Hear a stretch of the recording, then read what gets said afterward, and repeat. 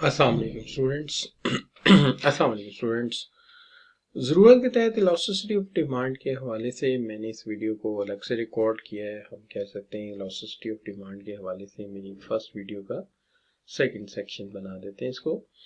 मैं इससे पहले 13 MCQs आपके साथ शेयर कर चुका हूँ और I hope this one is the 14th one. तो ये जो 14th वन है ये क्या है कि indefinite elasticity or perfect elasticity refers to extreme case either quantity demanded or supplied by infinite amount in response to any change in price।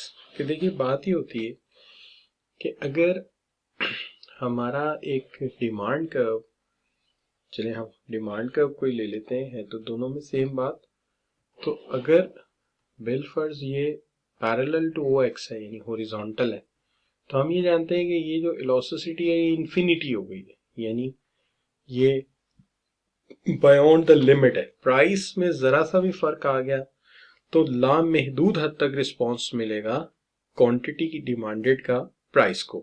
Price में change है 0.00001 चेंज आया हो, लिहाजा हम इसे कहते हैं कि ये इन्फिनिट है, ये बाउंडलेस है, ये लिमिटलेस है और ये अनबाउंडेड है।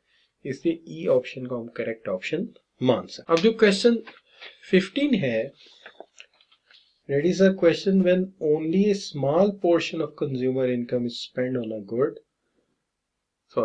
if a demand curve is neither very much flatter nor very much steeper। वो इशू तो चले डिटर्मिनेंट में चला जाएगा, लेकिन ये जो बात कर रहा है कि अगर डिमांड कर्व जो है ना तो फ्लैटर हो और ना स्टीपर हो। देखिए आम तौर पे अगर डिमांड कर्व जो है वो बहुत ज़्यादा स्टीप हो, ठीक है, तो हम इसे कहते हैं कि ये इनइलास्टिक डिमांड कर्व है या इनइलास्टिक डिमांड है जिसके अंदर प्राइस बहुत ज़्यादा चेंज होती है लेकिन डिमांड में चेंज बहुत कम आता है, तो हम कहते हैं ये इनइलास्टिक है। लेकिन ये इनइलास्टिक का केस बनता है कब, जब आप की जो डिमांड है वो बहुत ज़्यादा स्टीपर हो। लेकिन जब फ्लैटर होती है तो तब क्या होता है, फ्लैटर की केस में आपका डिमांड कर्व इस तरह से हो जाता है और डिमांड कर्व जो है बहुत ज़्यादा फ्लैट हो तो फिर आप ये कहते हैं कि जी प्राइस में मामूली सा चेंज जो है वो डिमांड में बहुत ज़्यादा चेंज का बाइस बन जाता है। बिल्कुल इस तरह से जैसे कि ये देखिए प्राइस में थोड़ा फर्क है लेकिन डिमांड में बहुत ज़्यादा है। ये किस सूरत में है, जबकि ये बहुत ज़्यादा फ्लैट है या फ्लैटर है, तो इसको हम कहते हैं ये इलास्टिक है। तो यहाँ पे कहा जा रहा है ना तो ये हो ना तो ये हो, तो ये दोनों में से ना हो तो फिर यकीनन इन दोनों का दरमियानी कंडीशन होगा। जब दरमियानी कंडीशन होगा तो जितना चेंज प्राइस में आएगा उतना ही चेंज डिमांड में आएगा, यानी दोनों में बराबर चेंज आएगा। तो फिर हम इसको कहेंगे कि ना ये इनइलास्टिक है ना ये इलास्टिक है, ये यूनिटी इलास्टिक है। Which statement is true of the curve with a constant slope.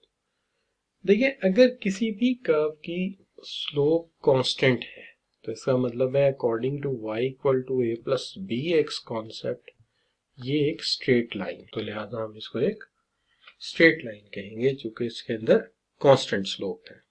तो डिमांड अक्सर हम जो बनाते हैं प्रैक्टिकल वर्ल्ड में चाहे ना हो, लेकिन जो आम तौर पे हम एक डिमांड कर्व बनाते हैं वो स्ट्रेट लाइन ही बनाते हैं। Very small coefficient of elasticity of demand means, देखिए हमने इलास्टिसिटी ऑफ डिमांड का जो कोएफिशिएंट है इसकी वैल्यू के मुतालिक दो बातें याद कराई थी आपको। पहली बात तो ये हमने कहा था कि इसके साइन को अलहदा कर दीजिए और इसकी वैल्यू को या नंबर को अलहदा कर लीजिए। नंबर के हवाले से हमने दो बातें कही थी। एक बात ये कही थी कि अगर elasticity of demand is less than 1 है या elasticity of demand more than 1 है। अगर ये लेस देन 1 है तो ये नेसेसिटी ऑफ लाइफ है, और अगर ये एक से ज्यादा है तो ज्यादा चांस ये है कि ये लग्जरी हो सकती है। तो लिहाजा यहाँ पे अगर ये एक से कम है तो ये नेसेसिटी ऑफ लाइफ है। Question 18, zero coefficient of velocity of demand means अगर आपका वेलोसिटी ऑफ डिमांड का कोफिशिएंट जीरो आ जाए तो इसका मतलब क्या होगा? देखिए, इसका मतलब ये होगा कि देयर इज परफेक्टली इनवेलोसिटी। किसका मतलब होगा? इसका मतलब ये होगा कि जैसे कि मैं मिसाल देता हूँ अक्सर के, आप किसी अजीज से मिलने हॉस्पिटल गए, वहाँ पे आपको डॉक्टर साहब ने एक इन्वो जो है डिस्क्रिप्शन थमा दी और कहा जी कि ये 2 इंजेक्शन चाहिए, ये हर सूरत चाहिए और ये सेहत का मसला है। तो आपके रवैये में आपका डिमांड का वर्टिकल हो जाए, आप कहेंगे जी ये 2 इंजेक्शन चाहिए। मेडिकल स्टोर वाले साहब, अगर ये आपने 1000 के देने हैं तो भी ठीक है, अगर आपने 2000 में देने हैं तो भी ठीक है, चाहे कीमत आप कम कर दें या ज़्यादा कर दें, ये 2 इंजेक्शन तो मैंने लेने ही हैं। तो ऐसी सूरत में आपके रवैये में ज़ीरो इलास्टिसिटी होगी, यानी परफेक्टली इनइलास्टिक हो जाएगा मामला। तो ऐसी सूरत में आप ये कह सकते हैं कि यू कैन से, हम ये कह सकते हैं कि good essential for consumer and totally inelastic behaviour आपके लिए एसेंशियल है, ज़रूरी है, इसके बगैर सेहतयाबी नहीं हो सकती, लिहाजा जीरो इलास्टिसिटी बन जाएगी इसकी। क्वेश्चन है आपका 19, the standard major for measuring demand and supply. तो हम जानते हैं स्टैंडर्ड मेजर हम ये करते हैं कि 1 है तो ये यूनिटी इलास्टिक है, 1 से कम है तो ये इनइलास्टिक है, 1 से ज़्यादा है तो ये इलास्टिक है। तो हम इसे यूनिटी की मदद से ही जो है वो डिस्कस करते हैं। Question 20, the income elasticity for an inferior good has been, कि जो इनकम इलास्टिसिटी है एक इंफीरियर गुड के लिए क्या हो सकती है? देखिए, सबसे पहले तो आपके जहन में एक नॉर्मल गुड होनी चाहिए। नॉर्मल गुड के हवाले से जब आप बात करते हैं तो होना ये चाहिए कि अगर इस तरफ आज हम इनकम रखें प्राइस की बजाय और इस तरफ प्रोडक्ट की क्वांटिटी रखें, तो होना ये चाहिए कि जब आपकी इनकम बढ़े तो डिमांड बढ़नी चाहिए।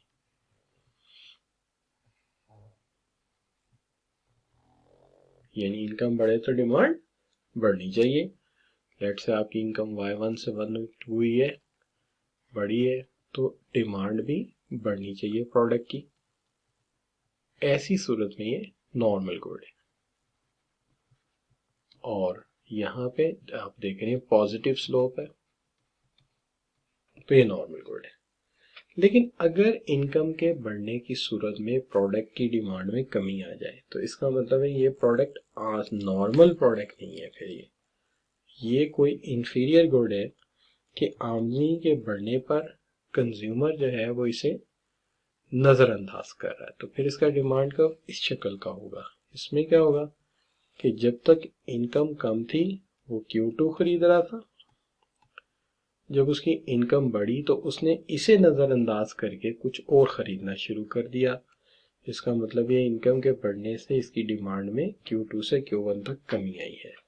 तो ये तो फिर नेगेटिव स्लोप कर्व है। तो ये इंफीरियर की सूरत में होता है कि आमदनी बढ़ने पर कंज्यूमर इसे छोड़ देता है, कम कर देता है, लिहाजा ऐसी सूरत में स्लोप नेगेटिव होगा। Question 21, income elasticity for normal good. अब ये तो हम प्रीवियस से समझ गए कि income elasticity for normal good जो होगी वो पॉजिटिव होगी। तो जो आपकी नॉर्मल गुड है उसके लिए पॉजिटिव और जो आपकी इंफीरियर गुड है उसके लिए negative. Question 22, if the coefficient of cross elasticity of demand is more than 1 with positive sign. देखिए, इसके हवाले से हमने 2 बातें सीखी थी। वही बात हमने की थी कि देखिए, बात यह है कि जो भी कोएफिशिएंट निकलेगा उसके 2 हिस्से कर देंगे, साइन को अलग लिखेंगे और नंबर को अलग लिखेंगे। नंबर के हवाले से हमने ये तय किया था कि जो है चाहे आपका नंबर 1 से कम आएगा तो हम उसको वीक कहेंगे और अगर 1 से ज्यादा आएगा तो हम उसको स्ट्रॉन्ग कहेंगे, चाहे ये सब्स्टिट्यूट है चाहे ये कॉम्प्लीमेंट, दोनों सूरत हो। 1 से कम वीक और 1 से ज्यादा स्ट्रॉन्ग। दूसरी तरफ ये भी बात है कि साइन आने के दो थे। एक हमने कहा था अगर साइन आया पॉजिटिव तो पॉजिटिव साइन होगा, सेम वर्ड फॉर सब्स्टिट्यूट बनाया था हमने कि अगर पॉजिटिव आया तो ये सब्स्टिट्यूट है और अगर ये नेगेटिव आया तो ये कन्वर्स है और ये कॉम्प्लीमेंट है। ये हमने वहीं पे सीख लिया था। तो अगर आप ऐसे भी याद रख लेंगे तो आप एमसीक्यूज का जवाब फौरन दे देंगे। तो अब यहाँ पे इन्होंने कहा है कि क्रॉस लॉसिट्यूड डिमांड क्या होगी जब वैल्यू एक से ज्यादा हो और साइन पॉजिटिव हो। तो इसका मतलब है ये सब्स्टिट्यूट है और एक से ज्यादा है तो स्ट्रॉन्ग है। इसका मतलब ये कोई स्ट्रॉन्ग सब्स्टिट्यूट की बात हो रही है। इस हवाले से अगर हम ऑप्शन देखेंगे तो आप कहेंगे स्ट्रॉन्ग सब्स्टिट्यूट, ये भी ठीक है, और स्ट्रॉन्ग कंपेटिटर ये भी ठीक है, क्योंकि सब्स्टिट्यूट कंपेटिटर भी होता है, लिहाजा आप डी ऑप्शन को। Question 24, cross latitude demand for good X and Y is negative. तो अगर एक्स एंड वाई के लिए नेगेटिव हो तो इसका क्या मतलब होगा? तो देखिए जब ये एक्स एंड वाई के लिए नेगेटिव है तो प्रीवियस से ही हमने देख लिया था कि नेगेटिव की सूरत में कॉम्प्लीमेंट है, ये एक दूसरे का सपोर्टिव बिजनेस है, जॉइंट बिजनेस है। तो ऐसी सूरत में आप इसमें से जो ऑप्शन लेंगे वो ये लेंगे कि this is basically demand for X and Y is inelastic, X and Y are complements. तो एक्स एंड वाई जो है ये कॉम्प्लीमेंट्स है और ये एक दूसरे के लिए सपोर्टिव बिजनेस है। अच्छा जी, 25, if demand for a good is price elastic, demand for a good is price elastic, a fall in the price leads to। देखिए बात ये है कि अगर हम ये कहें कि ये प्राइस इलास्टिक है, चलिए एक मिनट के लिए आप ये सोच लीजिए कि ये ना इलास्टिक है, इलास्टिक है, यूनिटी इलास्टिक है।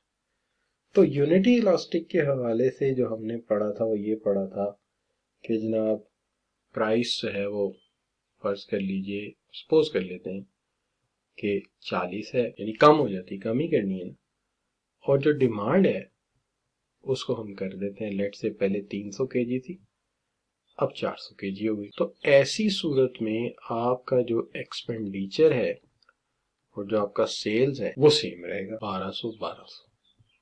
लेकिन यहाँ पे ये नहीं कहा गया, यहाँ पे तो ये कहा गया कि प्राइस इलास्टिक है। प्राइस इलास्टिक है इसका मतलब ये हो गया कि अगर प्राइस कम होगी तो डिमांड में यकलख्त इजाफा होगा, यानी डिमांड जो है वो लेट्स सपोज 500 हो जाती, तो एक्सपेंडिचर जो है सेल्स वो 1200 से 1500 यानी इजाफा हो जाएगा। इस सेंस को हम इलास्टिक को और क्लियर कर सकते हैं अगर आप डायग्राम पे से ले जाओ। इधर प्राइस रख लेते हैं तो देखिए 1 2 3 4, इट इज 10 20 30 40। इस तरह हम कर देते हैं 1 2 3 4 5। तो देखिए अगर मैं इसको जो है वो ब्लैक से डिस्कस कर दूं कि 40 पे आपने डिमांड रखी 300 और 30 पे डिमांड रखी 400।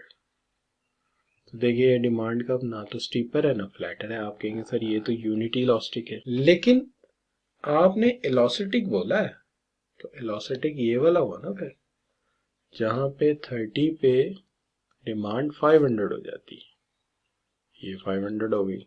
अब ये देखिए इलास्टिक यही होता है ना, ये इलास्टिक हो गया आपका मोर देन 1। अब इलास्टिक होने की सूरत में फिर ये मान गए इलास्टिक, तो इलास्टिक है तो फिर क्या, एक्सपेंडिचर भी बढ़ा और एक्सपेंडिचर और सेल्स में इजाफा हो गया। तो क्या ऑप्शन रहेंगे, इससे सेल्स भी बढ़ेगी और इससे आपका टोटल एक्सपेंडिचर भी बढ़ेगा। तो आप पहुंच जाएंगे सी ऑप्शन के ऊपर 1 और 3। क्यों? चूंकि प्राइस के कम होने से डिमांड इलास्टिक है, कंज्यूमर खरीदारी ज्यादा करेगा। जब कंज्यूमर खरीदारी ज्यादा करेगा तो अल्टीमेटली सेल्स भी बढ़ेंगी और कंज्यूमर के एक्सपेंडिचर में भी इजाफा होगा। तो कंज्यूमर की तरफ से टोटल एक्सपेंडिचर बढ़ जाएगा और अगर देखें फर्म की तरफ से तो उसकी तरफ से सेल्स बढ़ जाएंगी। So this is all about. I hope कि सारी बातें आपको समझ आई थी, मैंने एक बार रिव्यू करा दिया। Thank you very much.